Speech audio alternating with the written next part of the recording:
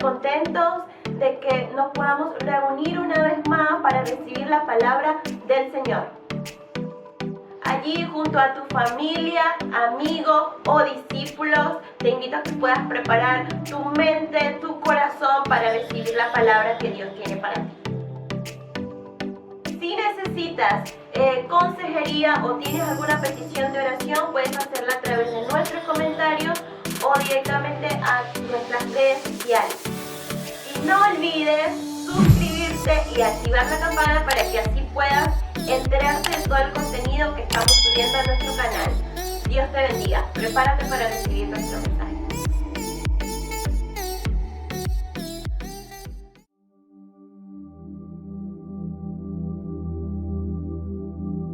Hola iglesia, estamos muy felices de poder tener este espacio y este tiempo para compartir con cada uno de nosotros la palabra del Señor. Desde acá les enviamos un grato saludo con mucho afecto y mucho amor para cada uno de ustedes, sus familiares, sus discípulos, sus conocidos que quizás están viendo esta transmisión. Queremos desearles de todo corazón que puedan estar bien, que puedan estar quizás ahí reunidos en sus hogares, en sus casas, en sus trabajos, quizás viendo a la distancia este mensaje. En este domingo quiero agradecer a los pastores por darme la oportunidad de compartir esta palabra de parte del Señor, que sé que puede ser de bendición para tu vida si tú estás con los oídos atentos y abierto tu corazón para oír lo que Dios quiere ministrarte a tu vida.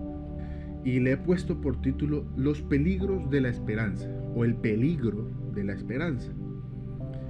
Esto a veces puede sonar contradictorio, y cuando lo meditaba realmente generaba como esa diferencia en mi vida, generaba como ese remover en mi vida y en mi corazón.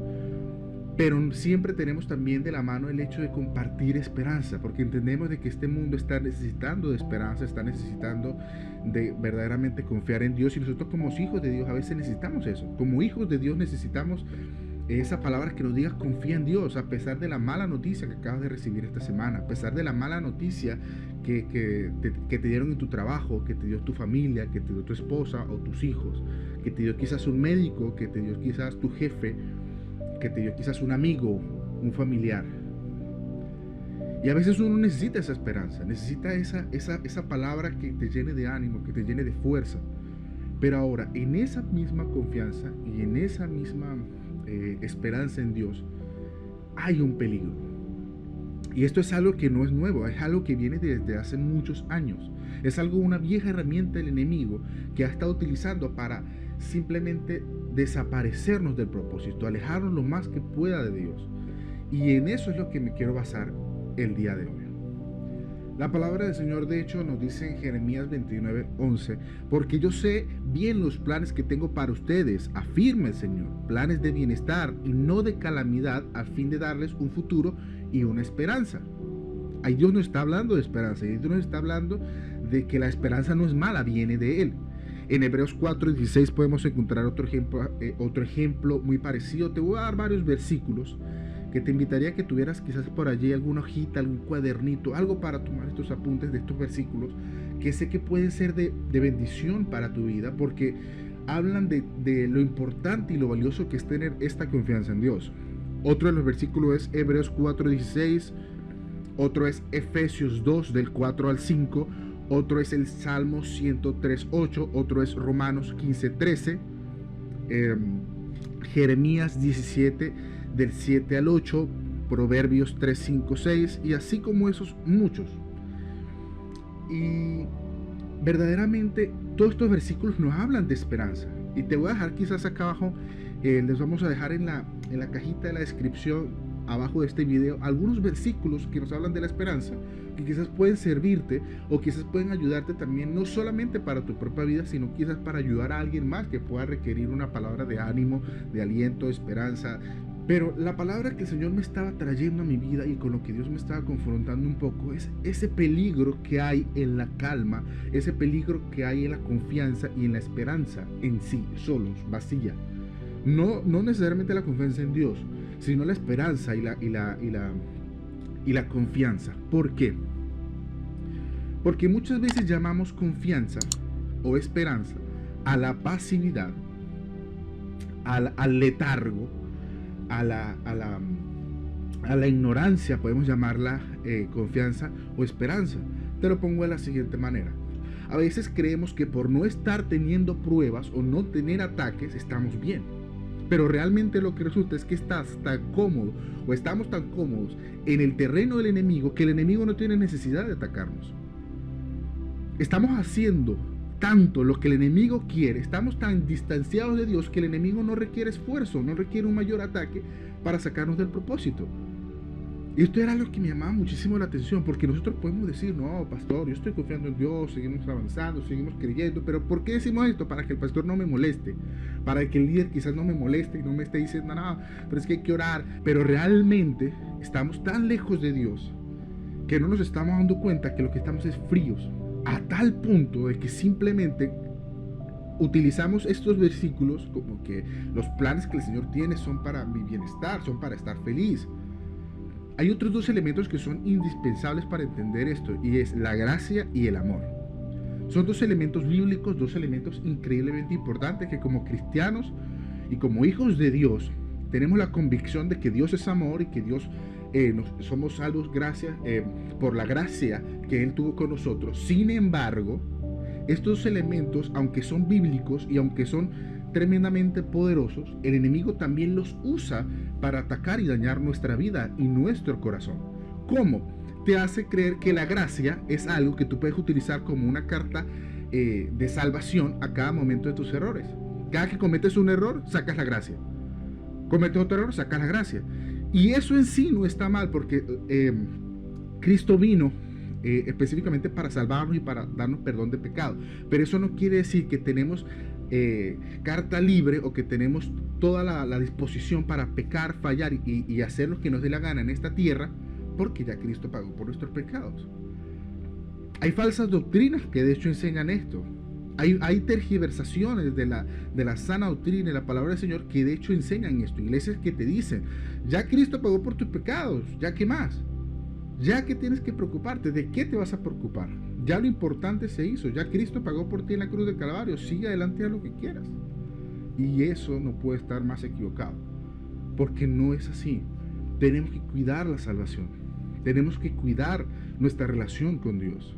Te lo pongo de la siguiente manera: ¿qué pasaría si tú, joven o hombre o mujer que me estás viendo, te casas, pero lo siguiente que haces es seguir teniendo una vida como de solteros?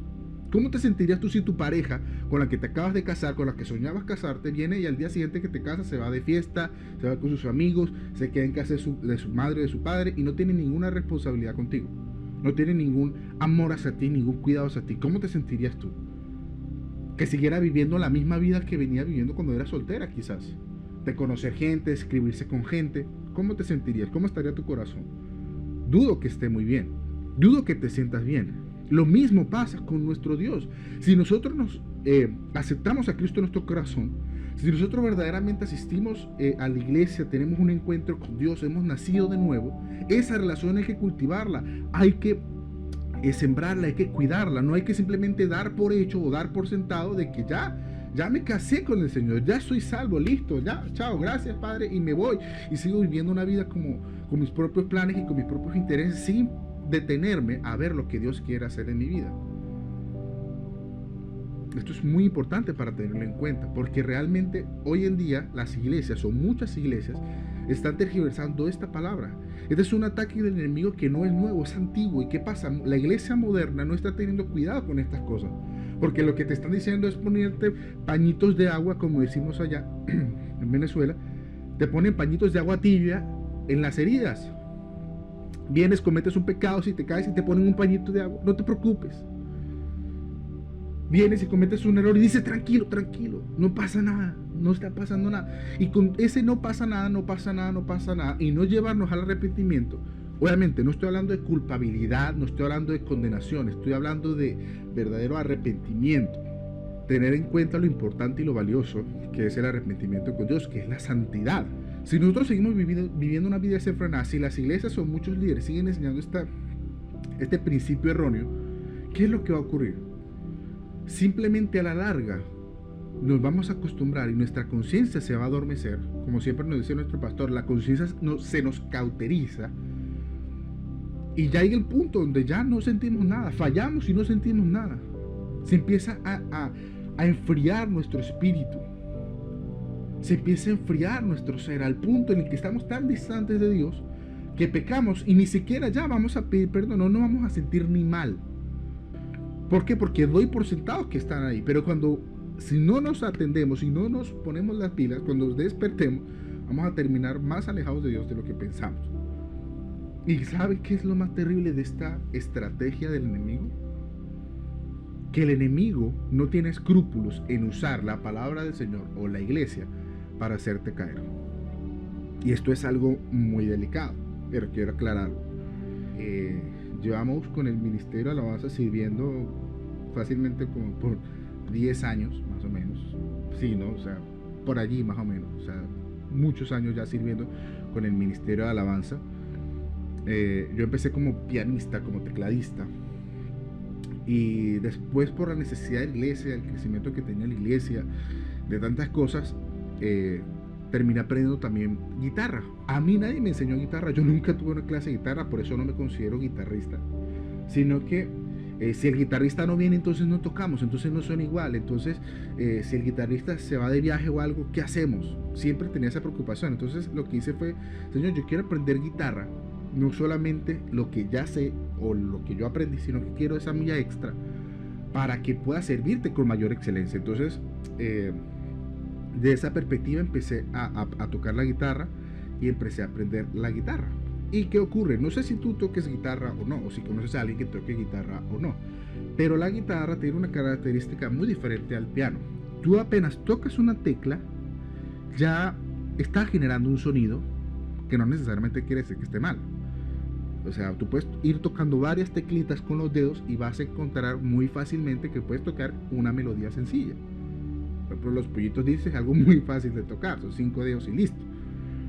Pero por ejemplo la guitarra, a diferencia del piano, es un instrumento que para que verdaderamente suene bien, para que verdaderamente tenga sentido algo de lo que estás tocando, requieres las dos manos y requieres hacer un cierto movimiento, una cierta fuerza, ejercer cierta cantidad o de presión en una de las manos para poder hacer salir el sonido de la guitarra. No es tan sencillo. Y al ejercer esa presión puede generarte algo de dolor. ¿Por qué? Porque estás presionando, estás teniendo una fuerte presión en algunas cuerdas que pueden ser de nylon, otras pueden ser de metal, pero estás presionando fuertemente y lo más tremendo es que no las puedes soltar, porque de hecho si ejerces la presión pero no es suficiente, no va a sonar bien. Tienes que ejercer una presión extra quizás y mantenerla mientras haces diferentes acordes. Esto es muy técnico, pero a lo que voy, cuando empiezas te duelen mucho los dedos, te empiezan a doler mucho esta parte de los dedos, te puede doler la muñeca, te puede doler el brazo, porque estás teniendo una presión muy fuerte que quizás no es la más cómoda del mundo y tienes que empezar a hacer muchas cosas y al principio te puede doler mucho, pero llega el punto con el tiempo y la práctica en el que ya no sientes absolutamente nada, en el que tú colocas los dedos y es la cosa más normal del mundo.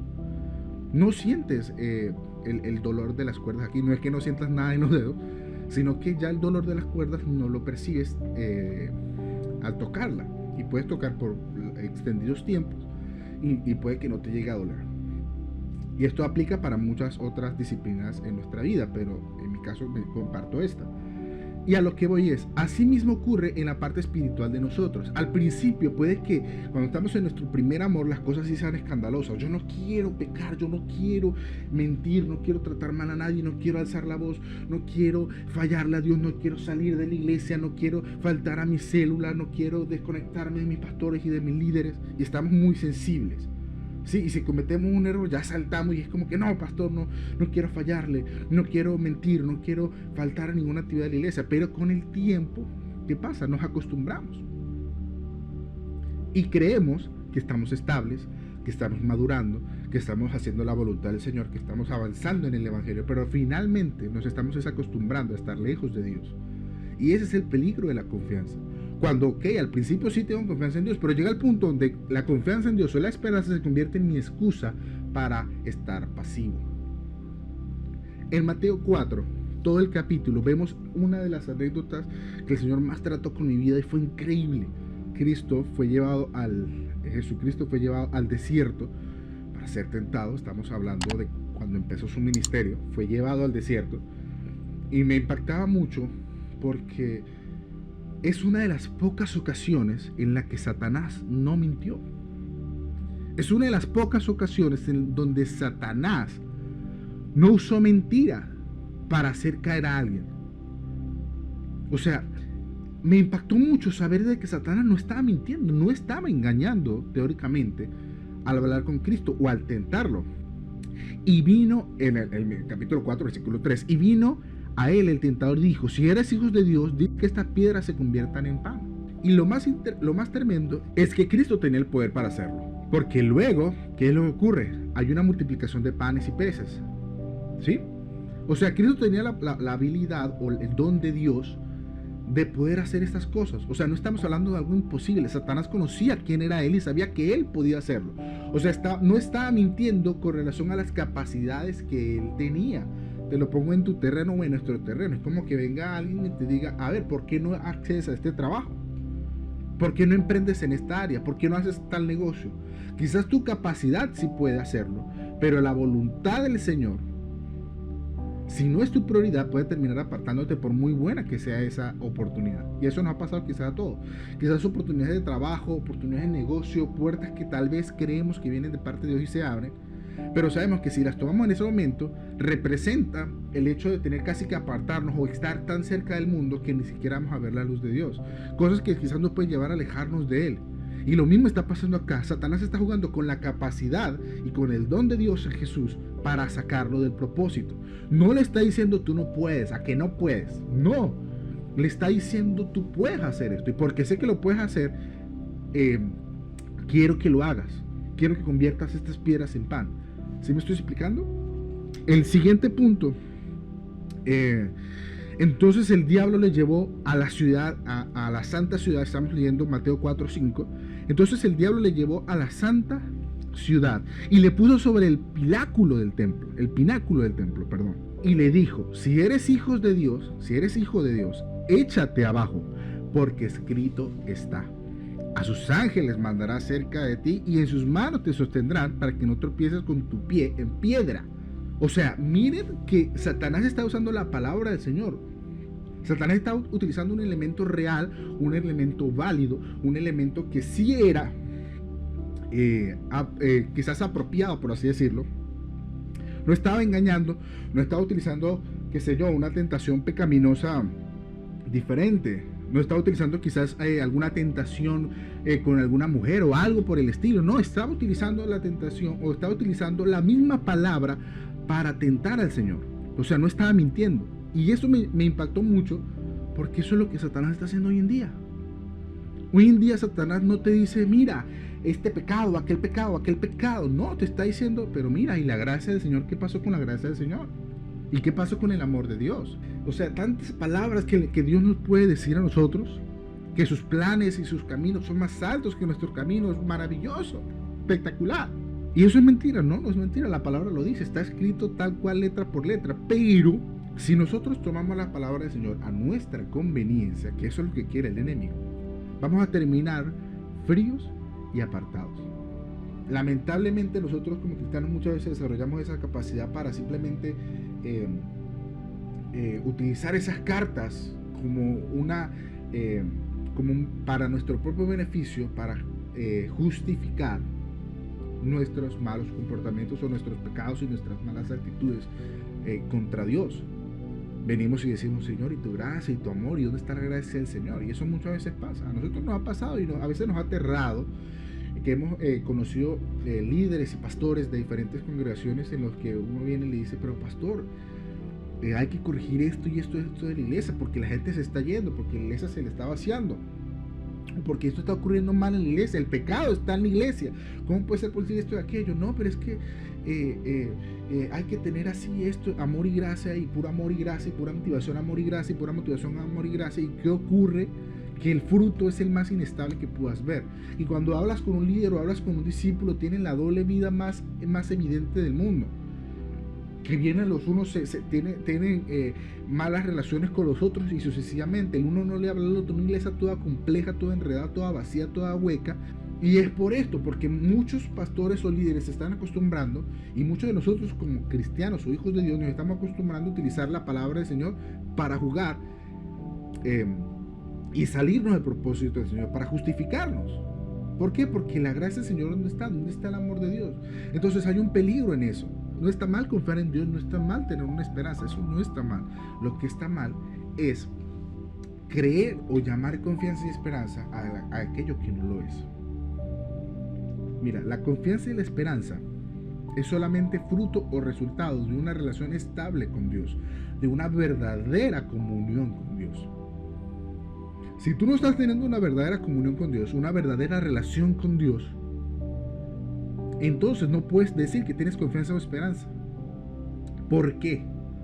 Porque te encuentras tan lejos de Dios, muy probablemente te encuentras tan separado y tan lejos de Dios, que crees que estás siendo aprobado y no estás siendo aprobado. Que seas usado, que estés haciendo cosas buenas, no representa que seas aprobado por Dios. No lo representa. Tú puedes estar siendo líder de una iglesia, siendo pastor de una iglesia, siendo el evangelista mejor utilizado, la persona con el corazón más grande de este mundo. Tú puedes decir, pero es que yo ayudo a los necesitados, aconsejo a los abatidos, que yo sano a los enfermos, que yo libero demonios.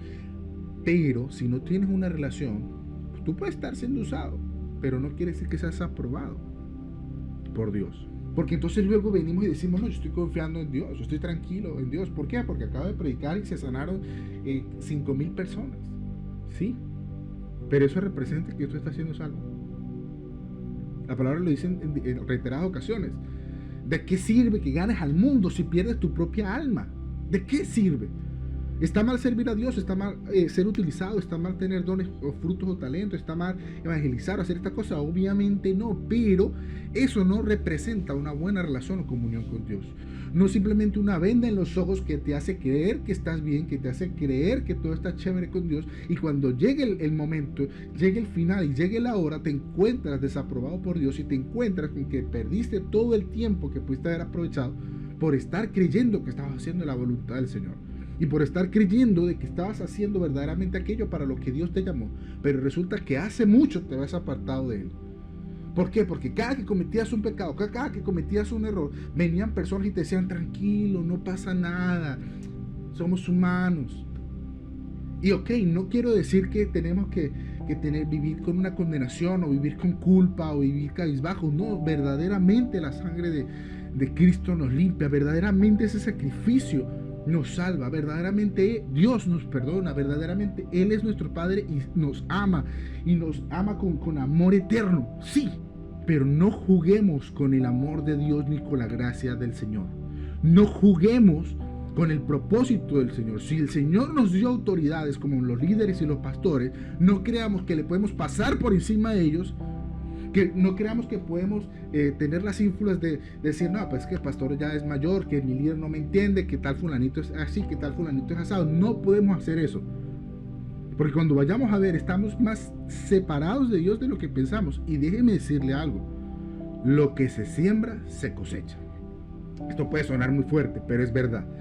Mi lealtad debe ser correcta, mi corazón, mi actitud debe ser correcto, mi corazón, mi pensamiento, todo debe estar alineado para verdaderamente hacer la voluntad del Señor. No puedo pretender pasar por encima de eso, porque entonces puedo creer que estoy haciendo la voluntad del Señor, que estoy bien, que estoy siendo aprobado, que tengo esperanza y confianza en Dios, y resulta que estoy apartado y que estoy siendo impedimento y tropiezo para mis líderes, mis pastores, mi iglesia o el propósito del Señor.